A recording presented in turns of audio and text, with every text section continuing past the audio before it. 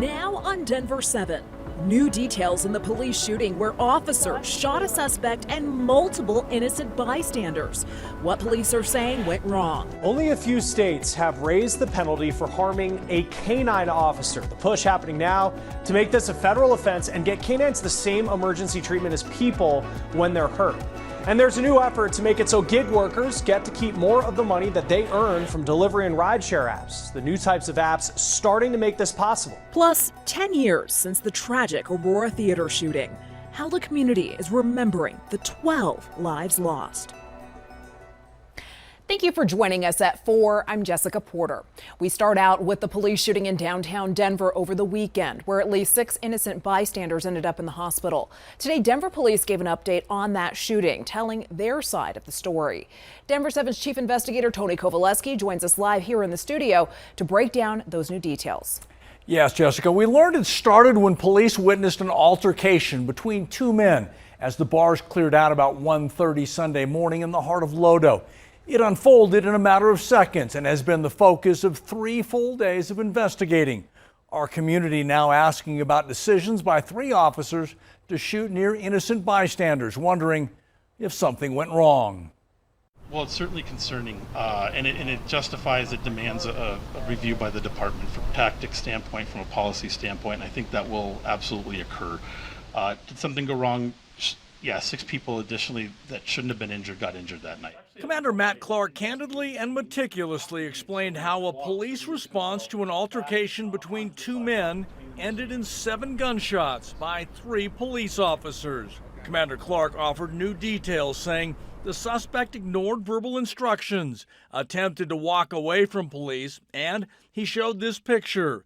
The suspect exposing a gun, the commander then explained, that led to 3 officers fearing for their lives and firing their weapons. Commander, did all 7 shots follow department policy? We'll still look into that. So the next phase of this, the investigation will conclude. It will go to the district attorney. That district attorney's office will make a determination on the officer's actions if they were in compliance with state law, and then it will come back. The Internal Affairs Bureau, the Office of the Independent Monitor, will review the case and present it to a use of force review board. DPD also promising to release the body camera video in the days ahead. We have also learned suspect Jordan Waddy was in violation of his parole by being out on the streets in the early morning of Sunday. He also was in violation for being a convicted felon in possession of a weapon. We'll have more on that at 5. Jessica? Thank you, Tony. The Colorado State Capitol was evacuated for about an hour around 1 this afternoon. Colorado State Patrol says it was out of an abundance of caution for a bomb threat. Capitol security conducted a sweep of the building and determined that there was no threat. Today marks 10 years since the Aurora theater mass shooting. Last night, dozens of people gathered at midnight to remember the tragedy. They lit flameless candles in front of the crosses with the names of the 12 people who were killed. There are more events planned for Saturday, and there will be a 5K to raise money for a scholarship started by a shooting survivor. A reflection ceremony will be held at 1:30 to read the names and honor the victims. At 3, there's a free community event with food trucks, music, and more. And then at 7:20, there will be a special art presentation. 10 years later, we're hearing from law enforcement officers who responded to the shooting. They were on the scene within roughly 3 minutes and quickly took the suspect into custody.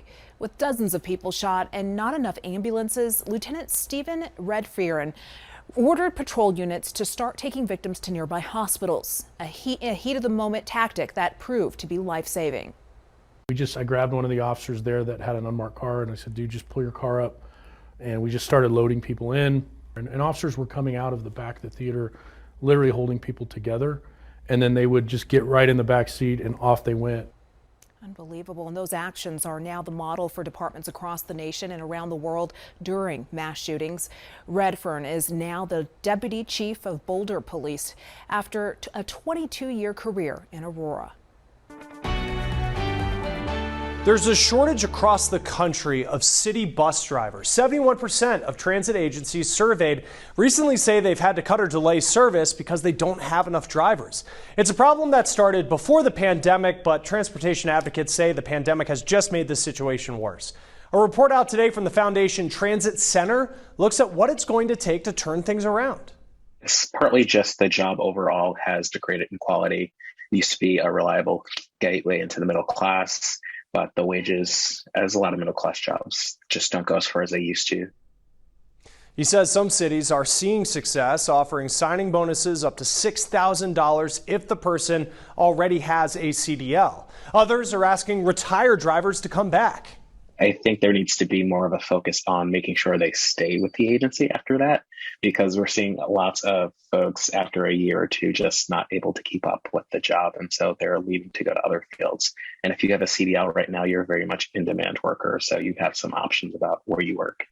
Nearly 2/3 of transit agencies say they're having a hard time keeping workers. Things the report found would get people to stay include more flexible schedules for drivers, having better facilities like more reliable access to restrooms, and better addressing driver safety with an increased number of assaults happening recently. Let's turn to the news feed, and it starts with the FDA taking a look in the mirror. The agency head is asking for a review. There are concerns over how the agency is run after the baby formula shortage and their handling of e-cigarette reviews. Experts do not expect the chip shortage to end anytime soon, and the Senate's now moving forward with a bill that would put $50 billion into semiconductor production here in the United States. A final vote on that is expected soon. The Army is getting smaller.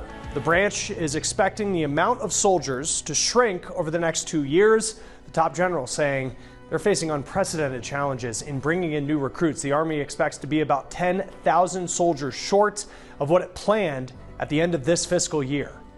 Well, there's a lot of uncertainty in the housing market between rising mortgage rates, foreclosures, and deals falling through. We'll take a look at the shift that is starting among sellers, where housing economists say things are headed. Plus, it's one of the biggest nights in sports. Hear about the big honor the Broncos are getting at tonight's ESPY Awards.